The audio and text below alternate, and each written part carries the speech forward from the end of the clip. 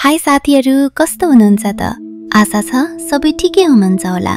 ल, आज म फेरि एउटा नयाँ स्टोरी लिएर आएकी छु। यो कथा काका भतिजीको अनौठो सम्बन्धको बारेमा छ। आशा छ तपाईहरुलाई मन पर्नेछ। कृपया पुरा सुन्नुहोस् र सब्स्क्राइब गर्न नबिर्सनुहोला नि। अब सुरु गरौँ है। दिनेश 45 वर्षका अविवाहित र शहरमा एक्लै बस्ने हाई प्रोफाइल लेखक थिए। उनी आफ्ना भाइकी छोरी 20 वर्षकी रियासँग बस्दै थिए, जो शहरमा उच्च शिक्षाका लागि आएकी थिइन्। उनीहरूको नाताले बनाएको काका र भान्जीको सामाजिक पर्खाल कमजोर बन्दै गएको थियो, किनभने रियाको बौद्धिक जिज्ञासा र दिनेशको गहिरो एकान्त जीवनबीच एउटा अदृश्य आकर्षण डायनामिक्स जन्मिएको थियो।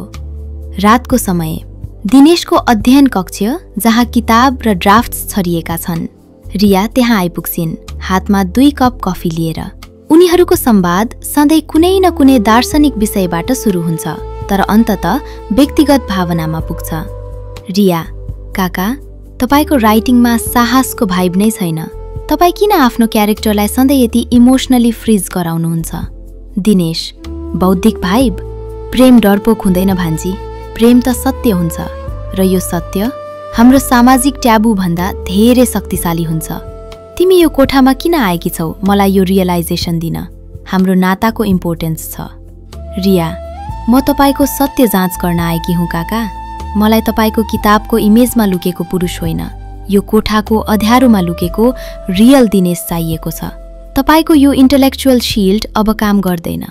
दिनेश, तिमीले हरेक पटक मेरो हात छुँदा मलाई लाग्छ तिमी यो काकाको ब्यारियर भत्काउन आएकी छौ। म तिम्रो काका हुँ रिया, यो नाताको प्रोफाइल छ। रिया, म स्ट्याटसमा विश्वास गर्दिन काका, म त केमिस्ट्रीमा विश्वास गर्छु। यो न्यानोपन, के यो केवल एक भान्जीको ड्युटी हो कि यसमा एउटा वर्जित प्रमिस छ? दिनेशको श्वास प्रश्वास गहिरो हुन्छ। उनले आफ्नो इच्छा शक्ति र सामाजिक कर्तव्य बीचको द्वन्द्व महसुस गर्छन्। दिनेशले अचानक कफीको कप छोडिदिन्छन्, जसले गर्दा उनीहरूको हात छुट्छ। उनी कुर्सीमा पछाडि ढल्कन्छन्। दिनेश, तिम्रो यो एटिट्युड मेरो हरेक रुललाई तोड्दैछ। म तिम्रो बुवाको भाइ हुँ रिया, यो नाताले हामीलाई सधैँको लागि फ्रेम गरेको छ। रिया उनको आँखामा हेर्छिन्। तपाईको खुट्टा किन यति स्टडी छन् काका? तपाई किन यो बन्धन तोड्न डराउनुहुन्छ? यदि तपाईले मलाई भान्जीको रूपमा मात्रै हेर्नुहुन्छ भने तपाईको फेशियल एक्सप्रेसनमा यस्तो गहिरो मौनता किन छ? दिनेश, तिमीले मलाई मेरो लोनलिनेसको सबैभन्दा भल्नरेबल क्षणमा समातेकी छौ रिया।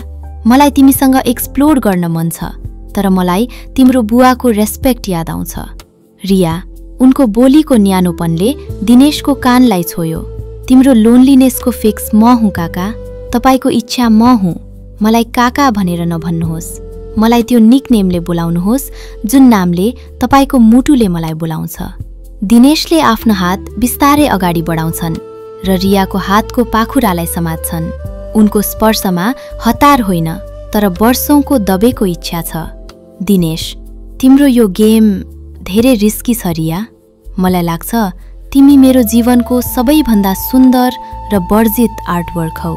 अचानक तलको कोठाबाट कसैको खोकीको आवाज आयो। उनीहरू दुवै डराएर टाढा हटे। दिनेश, कसैले हामीलाई हेर्दैछ। रिया, तिमी जानुपर्छ। तिमीले बुझेकी छैनौ यो कस्तो भयानक कन्सिक्वेन्स हो। रिया ढोकातिर जान तयार भइन्, तर जानु अघि उनी दिनेशको अध्ययन कक्षको ढोकाको नजिकै अडिन्छिन्। उनको अनुहारमा डर होइन, केवल दृढता छ। रिया, म यहाँबाट गए भने तपाईको माइन्डसेटमा सधैँ यो प्रश्न रहनेछ काका, म यहाँबाट जाँदै गर्दा तपाईले मलाई काका भनेर फर्काउन सक्नुहुन्छ? दिनेशले आफ्नो कुर्सीबाट उठे र रियाको आँखामा सिधा हेरे। अब उनीहरूको बीचमा कुनै सामाजिक पर्खाल थिएन। दिनेश, मलाई स्वीकार छ रिया, तिमीले जित्यौ। म यो वर्जित प्रेमको प्राइस तिर्न तयार छु। म अब तिमीलाई भान्जी भन्न सक्दिन। रियाले आफ्नो हात बिस्तारै दिनेशको गालामा राखेर एक क्षणको लागि आफ्नो औँलाहरूले उनको दारीको नजिक स्पर्श गर्छिन्। यो स्पर्श उनीहरूको नयाँ सुरुवातको साइलेन्ट प्रमिस थियो। रिया, मेरो लागि ढोका सधैँ खुला राख्नुहोस् Dinesh. I am coming home. तपाईको किताबमा रियल लभको नयाँ परिभाषा लेख्न। उनी बाहिर निस्किन्छिन् र कोठाको ढोका बिस्तारै बन्द हुन्छ। दिनेशले ढोकातिर हेरे तर फेरि आफ्नो कुर्सीतिर फर्किएनन्। बरु उनी रियाले छोडेको ताप र चुनौतीलाई पूर्ण रूपमा स्वीकार गर्दै उनलाई पछ्याउन ढोकातिर लम्किए। सामाजिक ट्याबु र परिवारको डरका बावजुद दिनेश र रियाले गोप्य रूपमा आफ्नो सम्बन्धलाई अगाडि बढाए। दिनेशले आफ्नो सबैभन्दा ठूलो साहित्यिक कार्य वर्जित प्रेमको स्वीकार रियाको समर्पणमा आधारित रहेर पूरा गरे र उनीहरूले अब प्रेमी प्रेमिकाको रूपमा समाजबाट टाढा एकअर्काको कम्फर्ट जोनभित्र जीवन बिताए। उनीहरूले डिसाइड गरे नाता भन्दा ठूलो प्रेमको केमिस्ट्री हो। ल त साथीहरू, आजको यो कथा कस्तो लाग्यो? कृपया मलाई यसै गरी समर्थन गरिरहनुहोला है। म यस्तै रमाइलो र रोचक कथा लिएर फेरि आउनेछु। फेरि भेटौला। अहिलेलाई बाई।